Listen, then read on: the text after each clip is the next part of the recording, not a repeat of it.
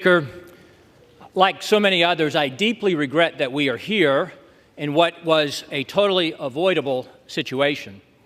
I must take you back to January, however, which for many of us was about not repeating the failures of the past and letting Republican voters across the country down once again, when in the past, for many years, when Republicans have had majorities in this chamber, we have passed our major spending bills predominantly with Democrat votes, something the other side of the House has never and would never do with majority control. Back in January, I expressed my concern that the previous 2 years, during my first term here in this House, we had not used every tool at our disposal to fight against the harmful, radical Democrat agenda that is destroying the country, bankrupting the country, and under which the American people are suffering. But most in here wouldn't know that I helped persuade my 5 colleagues who comprised the remaining resistance in the wee morning hours of January 7 to switch our votes to present to let Mr. McCarthy become Speaker. And I went to him on this very floor to tell him that he was finally going to become Speaker on the next vote.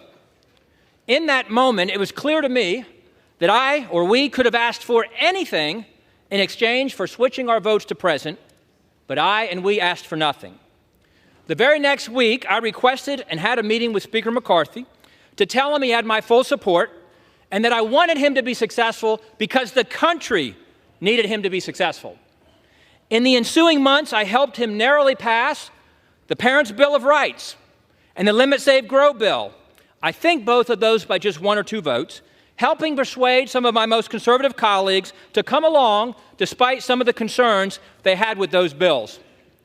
And we remained united as a conference through the Limit, Save, Grow vote as we passed a bill that was cutting spending to pre-COVID levels for non-defense discretionary spending, or just over $100 billion, historic spending cuts, as the Speaker had committed to do in January, and it also included a host of other conservative fiscal reforms.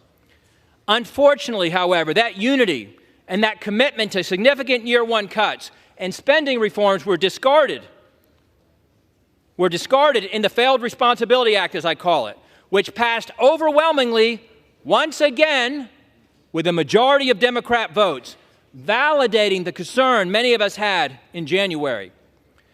Many of us had begged the Speaker, pleaded with the Speaker repeatedly to utilize the debt ceiling to leverage spending cuts and reforms. But instead, he negotiated an unlimited increase to the debt ceiling through January of 25, as much as we can come together and gleefully spend through January of 25 with no significant wins for the American people in that FRA, or Failed Responsibility Act. But the Speaker then said that we would use appropriations. We would use appropriations to bring the fight and finally reduce our spending.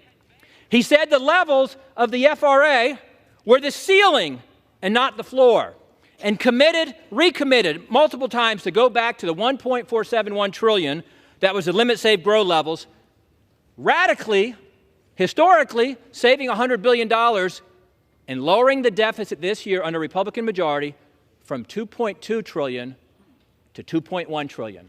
That's what we were asking the Republican House to do, to go to $2.1 trillion.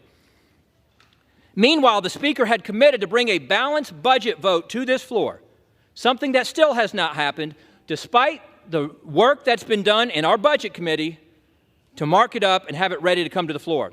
He also promised that we would bring all 12 appropriation bills well before the September 30 fiscal deadline. We did not. We simply, as Republicans, needed the Speaker to cast the vision, request the support of the entire conference, all of whom voted for the Limit, Save, Grow levels, except for 4 who wanted to go even further, to lead us in joining him, sticking with him, supporting him, and sending the most conservative spending bills with the most conservative cuts possible to the Senate as the best starting position for negotiations with the Senate. Many of us begged and pleaded with the Speaker to do that over the past 5 months. When the Speaker failed us to pass our spending bills, bringing only 1 of 12 to the floor before the August district work period, members began to negotiate amongst themselves without the Speaker to find compromise. I was among those who reluctantly agreed last month to split the difference between failed responsibilities 1.586 and the limit save grow 1.471, I reluctantly agreed to do that, to go to 1.526 in order to pass our bills on to the Senate. We then essentially forced the Speaker, with the pressure of the calendar, the debt ceiling, or excuse me, the shutdown threat of the calendar, to bring those 4 bills to the floor last week, all of which I voted for, despite some of them not cutting to the levels we'd agreed to and other concerns I had with the bills. I reluctantly voted for the 30-day conditional CR, or continuing resolution, because it cut an additional $10 billion in the month of October, going back to the pre-COVID 1.471 levels for defense, non-defense discretionary, 30%, and it had border security. I voted for that. However, when that vote failed, the Speaker this past Friday in the Republican conference meeting made it abundantly clear that he was willing to do anything to avoid the temporary discomfort and the pressure of a pause in the 15% of the non-essential federal government operations, which would guarantee that we would lose to the Senate Democrats and the White House. If you're not willing to say no, then you're guaranteed to lose. And that was confirmed with the passage of the unconditional 45-day CR this past Saturday, once again with 209 Democrat votes. The Republican bill, 209-1 Democrats, 51-0 in the Senate side.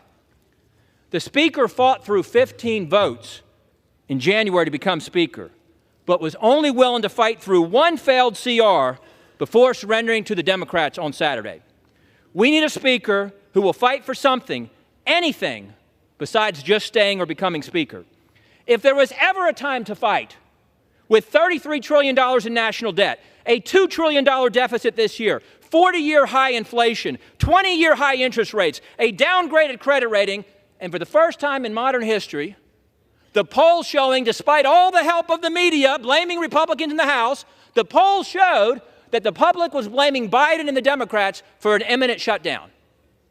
If not fight now, when would we fight? Now is and was the time. With the Democrats driving the fiscal bus off the cliff at 100 miles an hour, we cannot simply be content to be the party that slows it down to 95 just so we can sit in the front seat and wear the captain's hat. Our current debt and our spending trajectory is unsustainable. We need a Speaker, ideally somebody who doesn't want to be Speaker and hasn't pursued that at all costs for his entire adult life, who will meet the moment and do everything possible to fight for the country. A red line was crossed for me, I regret, on Saturday, and chose regret that I must vote against the motion to table as I did and to vote to vacate the chair. And I yield back.